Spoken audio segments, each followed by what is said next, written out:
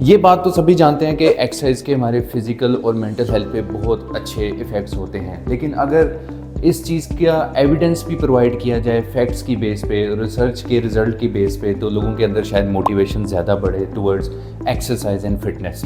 हम अपने इदारे में हमारे पेशेंट्स को रोज़ 30 से 40 मिनट की एक्सरसाइज ज़रूर लाजमी करवाते हैं, क्योंकि एक्सरसाइज के हमारे जहन पे बहुत मुस्बत असरात होते हैं, जैसे कि डिप्रेशन और एंजाइटी और स्ट्रेस को मैनेज करने में एक्सरसाइज का एक बहुत इंपॉर्टेंट रोल है। साइंटिस्ट ने अपनी रिसर्च से ये साबित किया कि बिफोर एक्सरसाइज और आफ्टर एक्सरसाइज दिमाग के अंदर कुछ ऐसी चेंजेस आती हैं जो कि बहुत फ़ायदेमंद होती हैं। जैसे कि अगर हम ये बात करें कि हमारे ब्रेन में एक पार्ट होता है हिप्पोकैम्पस, और हिप्पोकैम्पस जो है वो स्ट्रेस से डील करता है। वो उसका काम है मेमोरीज़ को बनाना, लर्निंग में वो हेल्प करता है।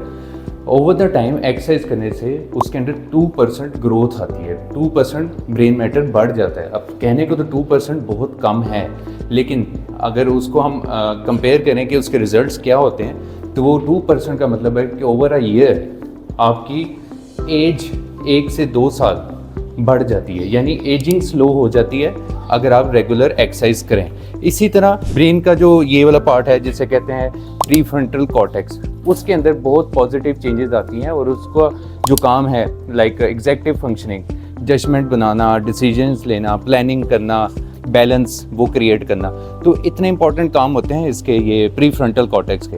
तो उसमें भी ग्रोथ बढ़ती है आफ्टर एक्सरसाइज अगर आप रेगुलरली करें। ब्रेन के अंदर अगर आप सेलुलर लेवल पे देखें तो न्यूरोजेनेसिस होती है। न्यूरोजेनेसिस का क्या मतलब है कि नए सेल्स, नर्व सेल्स ग्रो करते हैं, नए न्यूरॉन्स बनते हैं, उसकी वजह से रिजल्ट क्या होता है, नए कनेक्शंस बनते हैं, न्यूरोप्लास्टिसिटी होती है। न्यूरोप्लास्टिसिटी कहते हैं कि नए नर्व सेल्स का बनना और उनके नए कनेक्शंस बनना, और पुराने और जो ख़राब हो गए हैं सेल्स उनको निकालना। तो इससे हमारा ब्रेन मोर रेजिलिएंट होता है, उसकी स्ट्रेंथ बढ़ती है और वो मज़ीद स्ट्रॉन्ग होता है। हमें स्ट्रेस मैनेज करना आता है, हम इमोशनली मोर स्ट्रॉन्ग हो जाते हैं, और हमें प्लानिंग, डिसीजंस, इन सारी चीज़ों को करने में बहुत ज़्यादा हेल्प होती है। इसके अलावा एक पार्ट है ब्रेन का अमिगडाला, उसके अंदर भी मज़ीद ग्रोथ होती है और वो भी मज़ीद स्ट्रॉन्ग होता है। अब उसका अमिगडाला का काम क्या है? अमिगडाला का काम है इमोशनल बैलेंस करना, इमोशन रेगुलेट करना। इसके साथ साथ फियर और एंजाइटी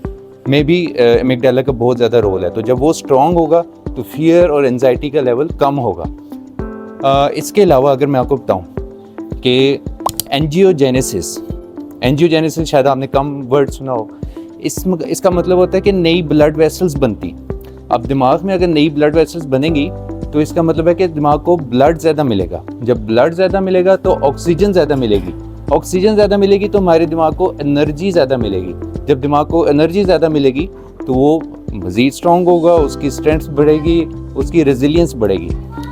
अब आप सोचें ना, ऐसे ही तो नहीं एक 73 साल का शख्स 2 साल से तन्हाई की और अजियत की जेल काट रहा है, लेकिन उसकी जो मेंटल स्ट्रेंथ है वो इतना स्ट्रॉन्ग है कि एग्जाम्पलरी है।